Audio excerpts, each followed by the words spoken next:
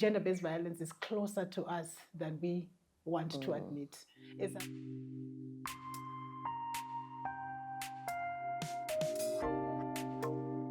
Welcome to 16 Minutes with Divine Simbi Ndhlukula. Over the last 16 days of activism against gender-based violence, we have been shining a light on the different forms of gender-based violence and discuss digital safety, community leadership, and the power of education and the economic empowerment, as well as responsibility we all share with government to make a real change. Today, we are pausing to reflect on what we have heard and where we are going from here. I'm joined by Gloria Zvaravanhu, a business executive, a leadership coach, and the managing director of All Mutual Insurance.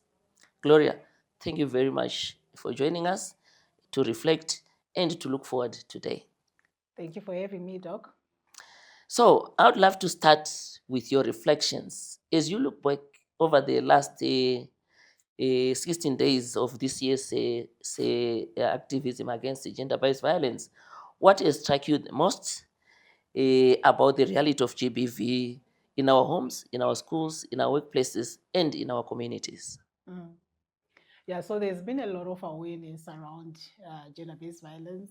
I think wherever you turn on social media, there's either a testimonial, a story, there's either an awareness program that is going on. If you switch on the radio, the same. And programs such as yours, this podcast, have also been very educational. But yeah, you're right. I think I've had to reflect as well on what I've picked from these past days. And the first one, Doc, was that, you know, gender-based violence is closer to us than we want to admit. It's happening within our homes.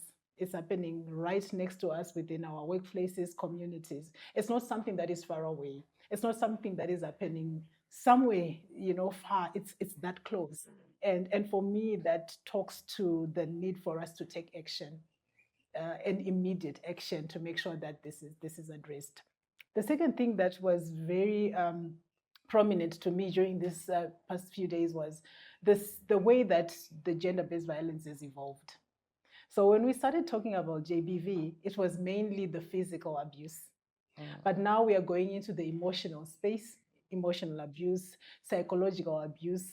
And with this year's theme in particular, we're now talking about digital abuse. And, just that involvement in itself, it goes to show that there's a lot as well of this abuse that is actually silent. It's not apparent, but it's happening. Economic abuse, for instance. You would think that, you are managing somebody else's finances, you're doing them a favor, but you're actually bordering on abusing someone because you're taking away their right to manage their own finances because you think you can do it better. So it's those subtle forms of abuse that are creeping up on us, and that makes it even more important for us to be aware, to educate each other, and to find mechanisms to assist those that are under the abuse. The third aspect, I think we've spoken about, this is the digital one. I mean, it's really creeping on us big time. We are looking at a world where we are going everything digital. It's a positive thing to be, but also the risks that come with that, we need to be extremely aware of it. And I loved the podcast you did on digital wellness because it talked to that, makes us aware that we need to be cognizant of the risks that are there and the abuse that can come from there.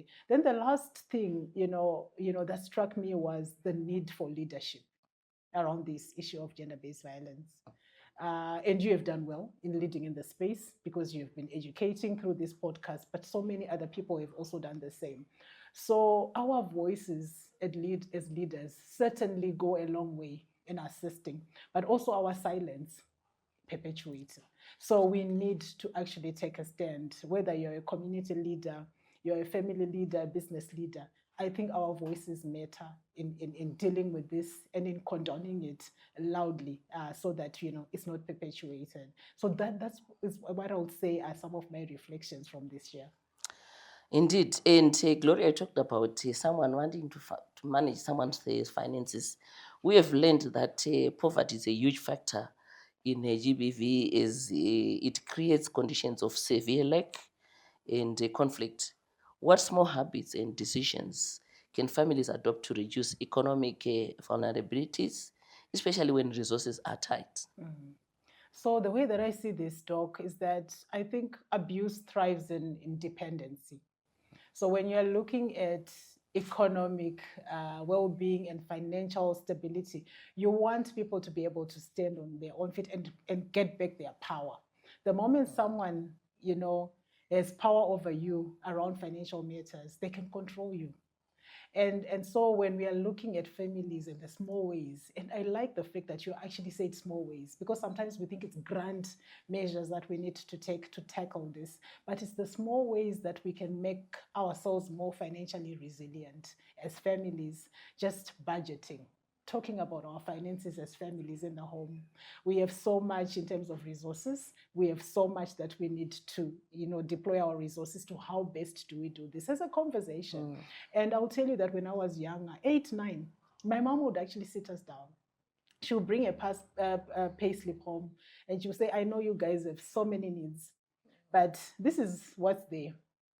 We ought to eat, we ought to get clothed, we ought to have shelter, water. What else do you want and can it fit into this? And what that does is it helps you even from a young age that the little resources that you have, if you just plan with them, I think it helps you, build some level of resilience around financial matters, but also you get control because if you know what you're spending on, you tend to also then have control over those things. The second one will be savings.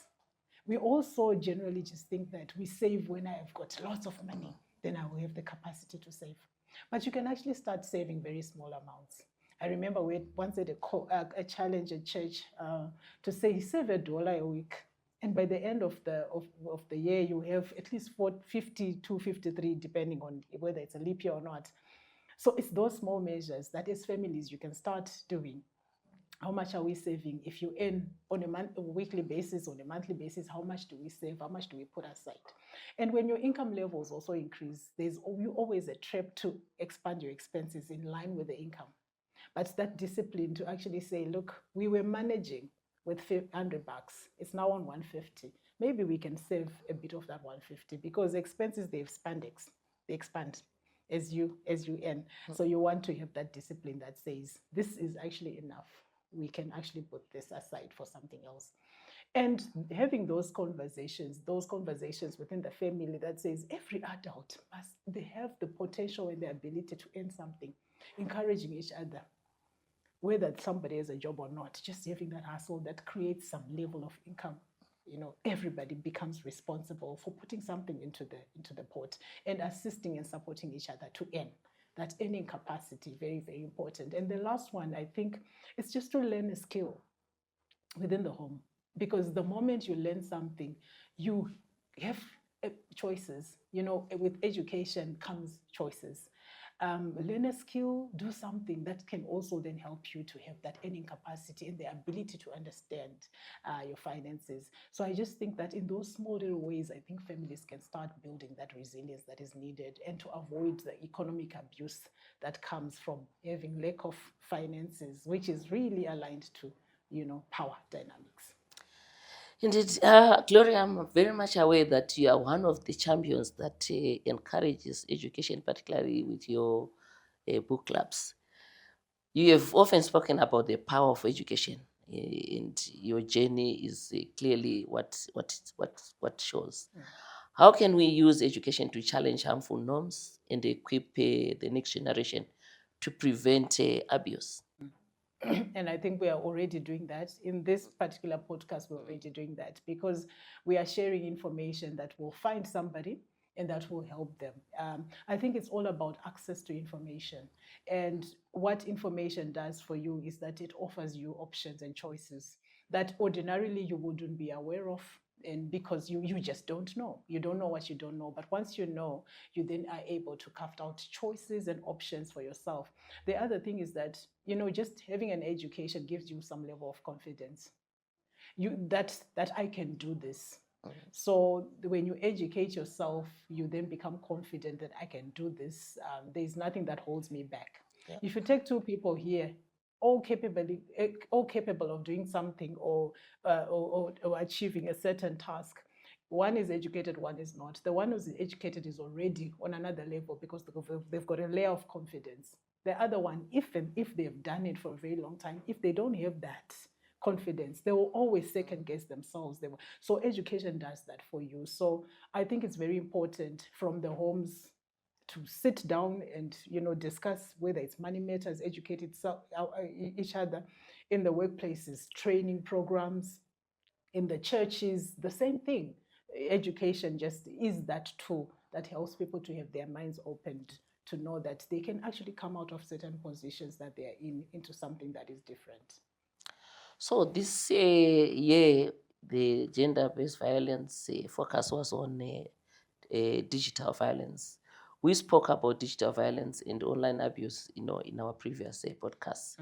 How do you see the digital world amplifying both the risks and the opportunities that come with the GBV? Yeah. So I think first of all, let's start on the opportunities, because there are many opportunities that the digital world presents to us. One, information dissemination, access to information, access to resources via digital forms.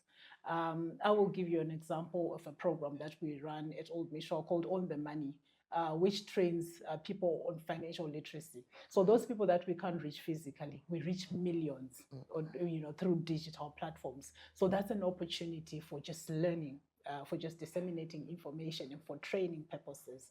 When we now come to the risks, the usual risks that it talked about in the first podcast, which was around cyberbullying, just people having, monitoring your activities, perhaps even divulging your information without your consent, all those ills, they are also there. So I think when we're now talking about the world of digital and the risks and the opportunities, my own take is that we need to take digital literacy to the same level that we're taking financial literacy, that it's a necessity, that we need to equip people with the pros and cons of using digital platforms, so that when we use them responsibly, and we avoid, using these platforms as well in an abusive manner, because sometimes we can do this oblivious of the downstream effects on other people that are, negative. And also, you as a user, you are aware of the potential harms that could happen to you, but also you're aware of the good. So you then guard yourself, you put the necessary controls around yourself, around our children as they use these platforms, so that they avoid the abuse that is there. The cyberbullying is serious. Yeah. Our social media platforms, they bully people. I think I've heard of people who have committed suicide simply because they've been bullied on these social media platforms. So those things are real. They are affecting people. They are affecting people's well-being. So yes, very important tools, and we cannot run away from them, because that's the world order. That's where things are going. But what we can do is to educate each other to use this responsibly. Right. So another thread has been community and faith leadership, and also the role of government. What does a shared responsibility look like to you in practical terms? Yeah. So in practical terms, well, let's start at the family level. I believe that's where, values are laid in terms of foundation. Yeah. The family have a responsibility to lay foundations around values, just simple values like respect. Because an abuser means they are not respecting the other person. So those values are laid at the family level. We come to the school. What are they teaching? Just the foundational principles as well. They are now building on what the families have actually inculcated into their children, and now teaching them social intelligence, how to engage, how to interact with others in a respectful manner. So that's what the school does. The business community as well, they are offering opportunities for economic independence that also help to curb economic abuse. They are also offering awareness in their CSR programs, like the On the Money that I spoke about, just to reach out to people and be able to educate them around financial literacy and other means, providing shelter for abused people and many other things. Then the government is responsible for also then protecting us from a laws perspective, just putting in place the necessary laws that protect those that are vulnerable. Yeah. Our church leaders, our church is that environment where they have to create that trusted environment, where somebody, when they go there, they feel that they can actually vent, they can actually talk about what's going on with them. So that environment, that is safe. So we all have a role to play, and it's a collective thing. You cannot leave it to the church to do it. You can't leave it to the business community to run with certain programs. It starts right with our children at home, right into the schools they go into, right into the workspaces that we spend our time in, and also the churches that we spend our time in, our government, looking at measures to make sure that there's a system that protects us. Indeed, each and every one of us has got a shared responsibility, and I'm glad that in spaces where both you and I work, we've got these robust initiatives that support women in the workplace, so that perhaps the gender-based violence, like sexual harassment, is eliminated. Or we might not really eliminate it 100%, but indeed I think it can be reduced as long as business leaders like ourselves do something about it in the workplace, and indeed the families at the family level, as you have said. So Gloria, as we wrap up the 16 days journey, I would like to ask you, if a family, a teacher, a community leader, or an employer are watching this right now, what are the 3 actions that you would want them to commit to? And as we move beyond just the 16 days. Yeah. So I think the first one, Doc, that I can think about, I think we need to create the safe spaces. Yeah. We need to create safe spaces in our homes that allows our children to be able to open up to us. In the schools as well, the schools need to create safe spaces where children are also able to open up and learn and be able to share what they are going through. In the workplace, it's the same. Workplaces must be safe. Physically, psychologically, emotionally, we must find that space that allows us to be who we are and then express what we could be going through, because then it helps us to deal with any forms of abuse that might be going on. So that safety is what I would really say as a takeaway, all of us. It's not a certain organization's prerogative to take care, or for government to just take care of us and make sure that it's every one of us. And one must always ask ourselves in our own little environments, what are we doing to create that safe space environment? The second one, I think we just need to help each other to be able to be independent economically. So the business community is the edge to create those jobs, so that people are able to, to be emancipated, and, it reduces your vulnerability to abuse, because you can stand on your own 2 feet. You can have choices because you have your own money. So we need to work towards that. We need to work towards developing our young people and finding and creating employment for our young people, so that they are not idle, but they are also economically active and able to stand for themselves. The last one I would say is the one I've said earlier on, which is the importance of the leadership voice. I think I cannot underscore that enough. Our silence, truly, whichever way, if we're silent, we are impacting some way. If we talk, we are also impacting. We better choose the positive, which is to talk about it. And once we start talking about it, we'll put the necessary, actions, we'll put the necessary measures in place to make sure that we are creating safe environments, protecting, emancipating economically, and also educating.